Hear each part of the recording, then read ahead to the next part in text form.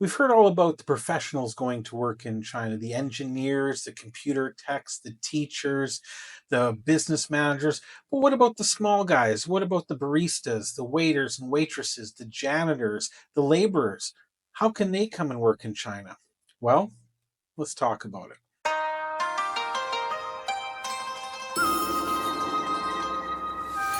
大家好，我是 Surat 在中国.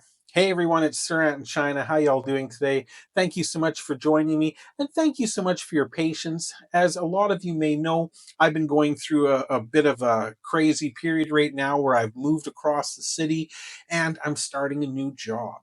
And the process of starting a new job in China is nothing like it is in Canada. It is a bit of an ordeal, and I'll talk to you about it in just a moment here. But first, I want to tackle a question I've gotten a number of times now from my viewers asking, you talk about teachers and engineers and technicians and managers who go and get fantastic jobs in China and get to enjoy that really wonderful low cost of living. But what about us little guys? What about the waiters and waitresses, the cooks, the cleaners, the laborers, the construction workers, the delivery drivers? Can we come to China and get jobs like that as well?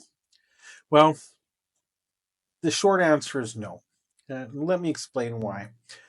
As many of you obviously know, China is a massive country with a population of 1.4 billion people. Now, of course, that means that there will be more of that lower spectrum of job available, but China doesn't need people from other countries to do those jobs. They've got an amazingly huge workforce here.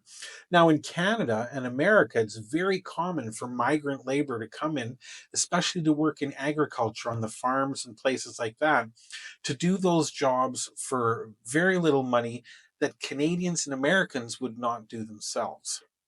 This is very common, and that's why Canada and America have huge numbers of legal and illegal immigrants every single year. China does not have any of those issues because it has its entire workforce that it needs here. There is no unemployment situation when it comes to the lower end jobs, period. If you are unemployed, if you are not highly educated or unable to find a job, you will have a job found for you in China. If that means you're a street cleaner, a waiter, a cook, a construction worker, a laborer, so be it. There are jobs available for you. And to make it even easier, typically in those lower tier jobs, things like food, 3 meals a day, and housing are provided by the government or the companies that hire you. So there really isn't a massive population of people here saying, screw this, I'm not going to do that. I'm just going to sit at home on welfare. This is not a welfare state. Welfare doesn't exist. If you don't have the education or the desire to do other jobs, you'll be given a job and you'll be given a place to live. You'll be given a small salary, but it's nothing like what the typical Canadian or American would expect. That's for sure. Now, does that mean that there are no jobs for foreigners in China?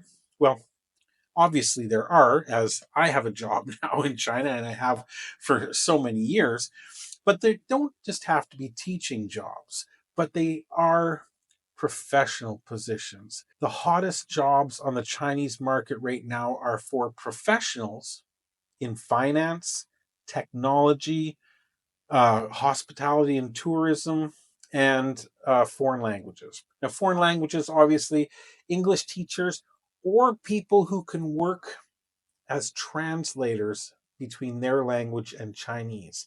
Now, that said, you would still need to have a good understanding of Chinese, if not fluency, to get a job translating Spanish to Chinese and vice versa. But they're always teaching jobs. However, 20 years ago, you didn't need a degree to be a teacher in China. Anybody from a native English speaking country could come to China and be an English teacher, just simply due to the fact that you had however years old you were of experience speaking English, and that would get you a job.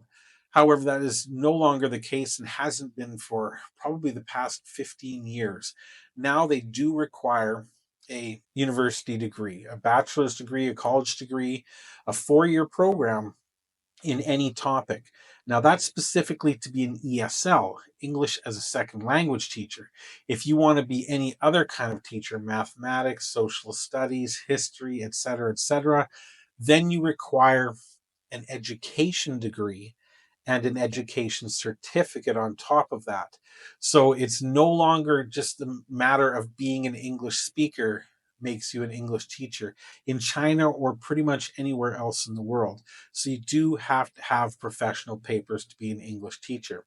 As for the other jobs, finance, there are tons of finance jobs as China does so much business around the world in every country in the world that if you are an accountant, if you are an account manager, an auditor for a tax company who can speak Chinese and your home language fluently, tons of great jobs here for you.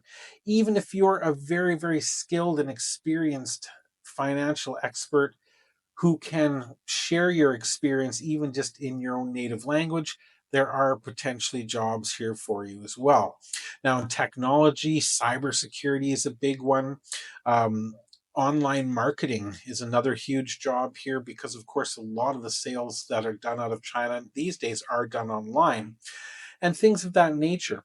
And hospitality, more and more tourism is coming towards China, and China is trying to attract that. So having English speaking managers, English speaking salespeople in those departments is a huge benefit. However, the key to this is they're not looking for front desk clerks. They're not looking for housekeeping. They're not looking for retail salespeople. They're not looking for people to man the phones. They are looking for management and above, highly experienced professionals, talent. That is what China is importing is talent, not general employees. And that's unfortunate, but it's true. Now, when it comes to becoming an employee in China, especially as a foreigner, it is a whole different process. And I'm going through it right now. I still don't have my work visa 3 weeks into the process. And let me explain to you why. In order to get a work visa in China, it really, really, really, really helps if you're here. I'm really lucky I'm here. That's one big hassle taken care of. For your typical teacher or other professional that's coming to China to get their job, first they need to have air tickets, they have to have accommodations set up, and they have to have a visa already, whether tourism, family, business, something along those lines. They have to have a visa to actually get into the country. And then from this side, it is processed into a residence permit and work visa. That's the position I'm in now. Since I was already here, that step is taken care of. But for a lower end worker, for a dishwasher, a taxi driver, an Uber driver, you may not have the money required to come and pay to live in China with no income for a month or two while your paperwork is being settled. That's just not realistic. So I have the visa part started. I'm here. Once I've made my application, I've had my interview, everything is accepted, then I go to the hospital and I have a full comprehensive health check. This is mandatory. It happens every year to every employee in China, not just foreign employees, but local employees as well. This is a very big deal. I don't mind so much. I know a lot of people might get their noses out of joint saying, oh, that's private information, blah, blah, blah, blah, blah. I personally don't mind having a free, paid for by the company health check every year to know if everything's okay. I'd rather find out there are problems sooner than later. So that isn't a problem for me. So that means I have to go and book the appointments, go for the testing, get the results transferred off to the people they need to go to. I then have to go to a professional photographer and have photos taken for the health check and the visa process itself. Then I have to deal with an agent through the company. Some companies will have those agents in their HR departments, others will not, and will have to go to an outside source.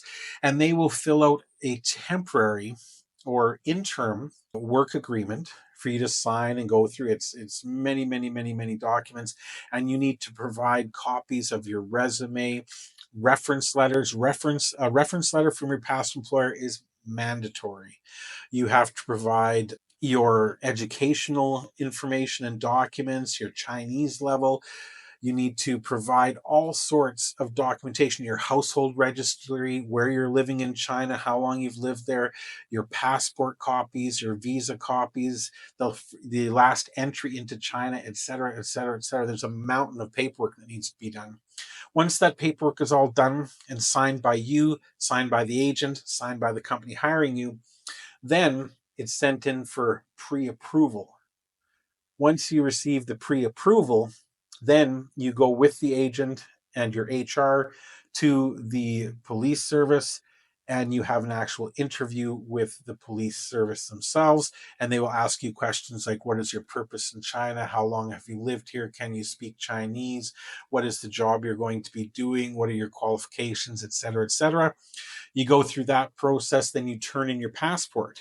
Then they take your passport, and 1 week, 2 weeks, possibly more, depending on the complexity of your application. They do all the necessary paperwork, and you get your passport back with a page, a sticker in the passport itself that gives you the authorization to work and live in China for the next year. Typically, this is something that needs to be done every year. However, it may have changed. Maybe they're doing 2 and 5 years for certain situations. But in any case, the process is not as simple as filling out an application, going to an interview, shaking the boss's hand, and can you start on Monday? I expect this particular application is going to take a full month. I should be able to start work next week, even if the full process is not complete. I have already signed the interim agreement, so it should all be okay. But again, this is another reason why for lower end workers, do you have the money on hand to pay for your airfare, to pay for a hotel for the next month or two, or to go look for a new apartment? You would need to find a job online first before you even came here, because if you came here to start pounding the ground looking for a job, competing against the local people that will work for less, that understand the system, that don't require the same types of visas and authorizations that you do, it's just simply not feasible for most people. I've never heard of anybody getting a job that wasn't professional level management, engineer, teacher, professor, things of those nature. So it's not impossible to get a job in China, but if you are at the lower end of the employment spectrum, I'm sorry to say, it's probably not going to happen for you. Anyhow, I've got another great video coming. My next video, I'm going to be showing you the amazing park across the street from where I live. I live in a factory village now. I'm going to make videos about this. I'm going to show you what it looks like here. It is nothing like the last area I lived in. Wow, I can't wait to share it with you.